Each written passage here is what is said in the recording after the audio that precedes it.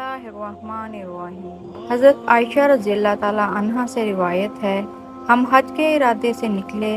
جب ہم مقام صرف ایک مقام مکہ سے 6-7 میل کے فاصلے پر ہے، میں پہنچی تو میں حائضہ ہو گئی اور اس رنج میں رونے لگی کہ حضور اکرم صلی اللہ علیہ وآلہ وسلم تشریف لائے۔ آپ نے پوچھا تمہیں کیا ہو گیا، کیا حائضہ ہو گئی ہو؟ میں نے کہا ہاں۔